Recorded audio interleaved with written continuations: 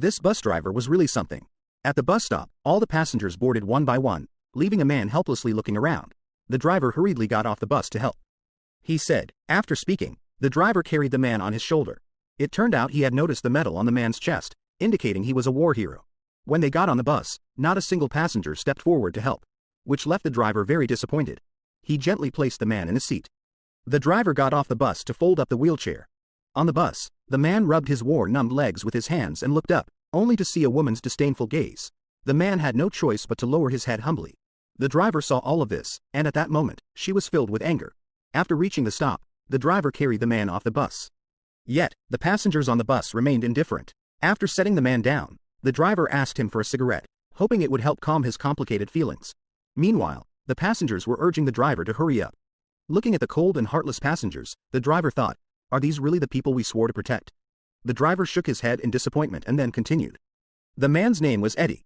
He was once a man with dreams, had released records, and was good at performing, but he lost everything because he joined World War II. After retiring, he became a bus driver to make a living, but the meager income was barely enough to support his family.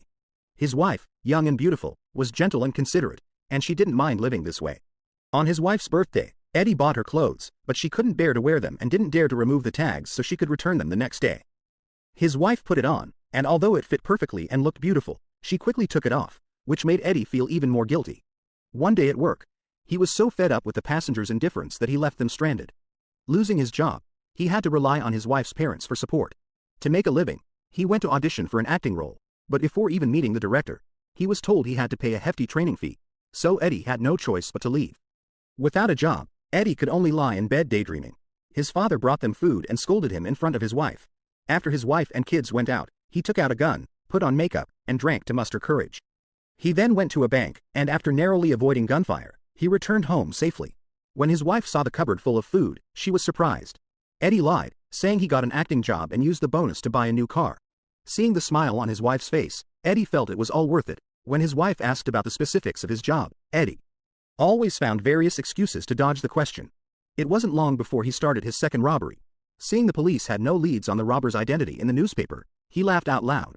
His courage grew, and he began robbing again and again. One day, after a robbery, while removing his makeup, his wife walked in and discovered him. It was then she realized Eddie was the bank robber. She urged Eddie to stop immediately. Eddie said that just a few more heists and they could escape and start a new life. His wife slapped him hard, but it didn't stop Eddie from robbing. They had money, but his wife was no longer happy. This time, Eddie went to the bank again.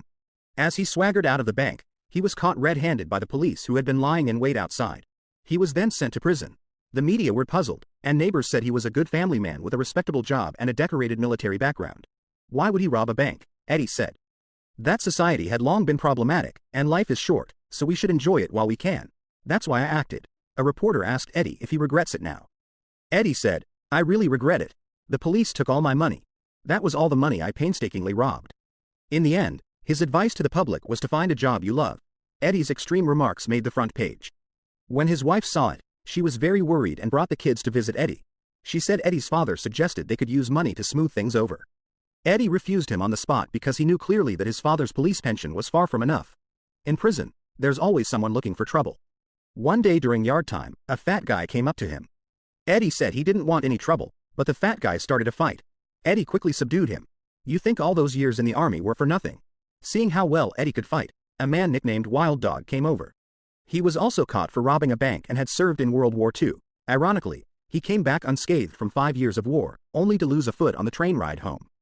He said he didn't come back from the battlefield just to end up in prison. As he spoke, he pulled out a huge cigar from his pocket. A young guy came over and told Eddie that this prison was already in ruins.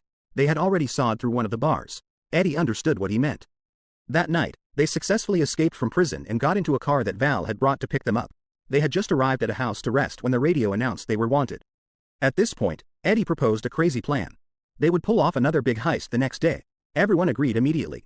The next day, they went to rob a bank. With the money, they rented a hotel from an acquaintance, and Eddie brought his wife over. His wife urged Eddie to leave, but Eddie said with more people, they could rob even bigger banks. After a few more jobs, they could quit. His wife wanted to persuade him again, but Eddie impatiently got up and walked away. She and Wild Dog drank and chatted, as if they had finally found their group. They were all people who had risked their lives for the country. Now they were all abandoned by society.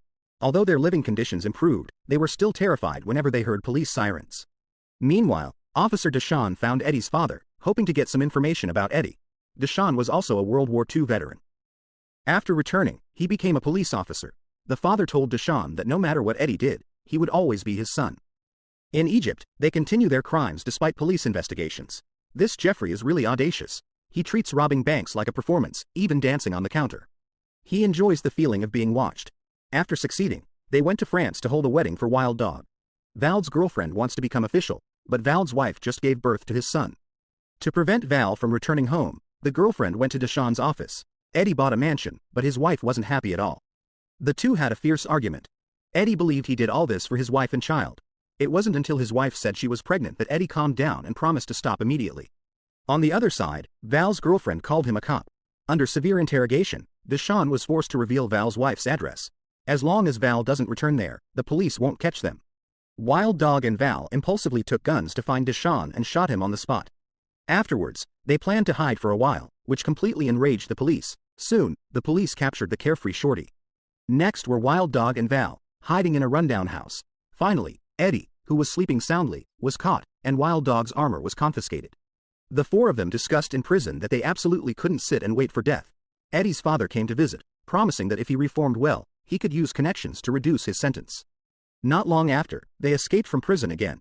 Then, the police launched a large-scale manhunt, even allowing them to be shot on sight. Banks also strengthened security to prevent another robbery. They rested in a rundown house, waiting for their contacts. The police brought in Eddie's wife to persuade him to surrender via broadcast. Hearing his wife's voice, Eddie was filled with emotion. The next day, their location was reported by a blood worker. When the police arrived, they hurriedly helped each other escape. Seeing the police getting closer, Wild Dog, with one leg, didn't want to drag Eddie down and told him to go ahead. Eddie didn't run but stood still and surrendered. Then, they were captured and sent back to prison again. Wild Dog and Val were sentenced to death for killing a police officer.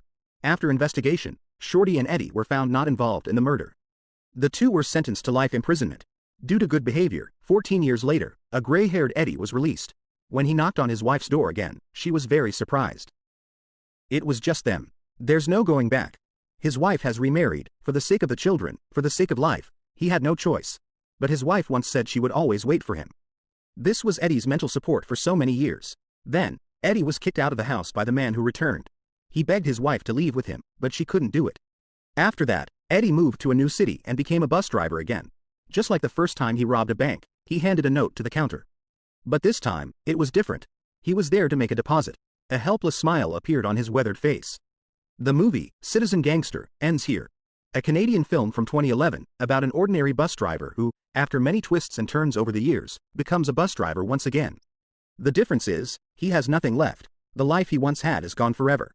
This movie tells us not to think about the illegal things written outside, but to work hard and cherish the happiness in front of us, as that's what's most important. Alright, if you want to see more great movie reviews, please follow me. Bye bye. Yeah.